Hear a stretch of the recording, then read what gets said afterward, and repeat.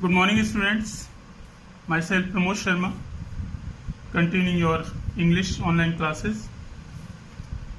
तो जैसा कि आज मैंने इंग्लिश रीडर में आपको एक लेसन पोइट्री से, एक प्रोज से और एक सप्लीमेंट्री इंग्लिश से पूरा कराया है। इसके बाद में मैं आपका 1 वीक रेगुलर आपको इंग्लिश ग्रामर का क्लास दूंगा।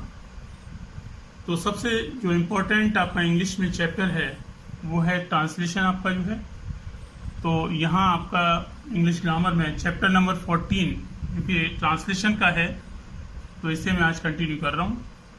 तो सभी बच्चे ध्यान से सुनेंगे। तो जैसा कि हमारे इंग्लिश लैंग्वेज में हम देखते हैं कि जो उसका सेंटेंस कंस्ट्रक्शन है उसमें सबसे पहले सब्जेक्ट आता है, इसके बाद में वर्ब आती है, क्रिया आती है। सब्जेक्ट कहते हैं कर्ता, जिसे हम कोई काम करने वाला कर्ता, क्रिया, और इसके बाद ऑब्जेक्ट माने कर्म आता है। लेकिन हिंदी में जो हमारा कंस्ट्रक्शन है वो सब्जेक्ट होता है, फिर ऑब्जेक्ट आता है और फिर हमारी वर्ब आती है, यानी वर्ब को सबसे बाद में स्थान मिलता है। जैसे कि आप हिंदी की एक्सरसाइज 1 जो दी गई है इसमें एग्जाम्पल्स दिए हैं। बहुत इजी सेंटेंसेस से आपको लेके चल रहा हूँ।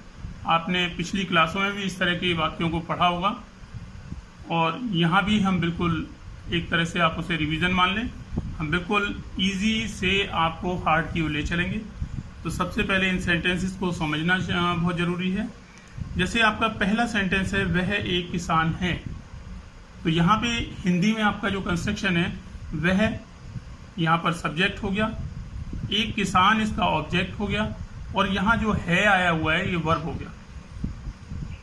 अब जैसा कि ये सेंटेंस में लिखा है, study the use of is, am, are, was और वर। इसमें इस तरह के 4 ऑक्सिलरी वर्ब के सेंटेंसेस को बनाना सिखाया गया है। तो पहला सेंटेंस है, वह एक किसान है। तो यहाँ हम क्या करेंगे, वह के लिए ही का यूज किया है, यहाँ पर है के लिए इज, और एक किसान है a farmer, he is a farmer. तो जैसा कि इंग्लिश का कंस्ट्रक्शन बताया था, इंग्लिश में सब्जेक्ट आपका आ गया ही, इसके बाद में आपकी जो वर्ब है इज आ गई, और ए फार्मर जो इसका ऑब्जेक्ट था वो इसका ऑब्जेक्ट आ गया। तो इसी तरह से हमें और भी सेंटेंसेस को बनाना है। तो इंग्लिश में ट्रांसलेशन के समय सबसे पहले हमको जो ध्यान रखने वाली बात है उसमें आपको 3 चीजें, हिंदी के सेंटेंस में आपको 3 चीजें अंडरलाइन करनी है। सबसे पहले हिंदी के सेंटेंस में आपको ढूंढना है सब्जेक्ट कहाँ है, इसकी वर्ब कहाँ है और इसका ऑब्जेक्ट कहाँ है। जैसे कि आपका अगला सेंटेंस है, राजेश सब्जेक्ट हो गया आपका, मेरा मित्र इसका ऑब्जेक्ट हो गया और ये है जो है इसकी वर्ब हो गई। अब आप इसे अपनी इंग्लिश कंस्ट्रक्शन में जब लगाएंगे सेंटेंस को, तो राजेश को आप एज ए सब्जेक्ट रखेंगे, वर्ब की जगह पर इज लाएंगे, और मेरा मित्र जो हो गया वो माई फ्रेंड ये बाद में आएगा। हिंदी में आपका पहले दिया हुआ है, इंग्लिश में आपका बाद में आएगा। तो ये इसी तरह से आपको शुरुआत करनी है, चाहे वो कितना भी बड़ा सेंटेंस हो। आपका जो कंस्ट्रक्शन है वो बिल्कुल यही रहेगा कि जो आप छोटे सेंटेंस में कर रहे हैं वही आपको बड़े सेंटेंस में करना है। नेक्स्ट थर्ड क्वेश्चन, तुम बेवकूफ हो। तो यहाँ पर तुम जो है यहाँ सब्जेक्ट हो गया, बेवकूफ इसका ऑब्जेक्ट हो गया, और जो हो है वो वर्ब हो गई।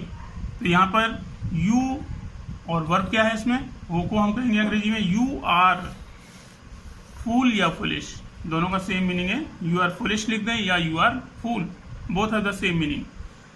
वे यहाँ हैं, तो वे यहाँ पर आपका सब्जेक्ट हो गया। तो वे के लिए आप दे का यूज करेंगे, हैं के लिए हम आर का यूज करेंगे दे के साथ, जैसा कि जो वर्ब है वो आर आएगी। तो दे आर, यहाँ के लिए हम ऑब्जेक्ट में here, they are here. Rajiv के पिता एक सज्जन पुरुष हैं। तो यहाँ पर एक बड़ा थोड़ा सेंटेंस हो गया। तो यहाँ पर सब्जेक्ट आप क्या हो गया, राजीव के पिता, ये आपका सब्जेक्ट हो गया पूरा। एक सज्जन पुरुष ये ऑब्जेक्ट हो गया, और यहाँ पे हैं के लिए ये ऑब्जेक्ट हो गया, वर्ब हो गई इसकी। तो आप कैसे बनाएंगे इस सेंटेंस को, तो राजीव के पिता, तो जब इस तरह से पोजेशन उसमें आता है, पॉजेसिव सेंटेंस आते हैं, तो राजीव फादर, राजीव के पिता के हम क्या लिखेंगे, राजीव फादर। आगे है के लिए ए जाएगा पहले। इज ए जेंटलमैन, एक सज्जन पुरुष है, इज ए जेंटलमैन।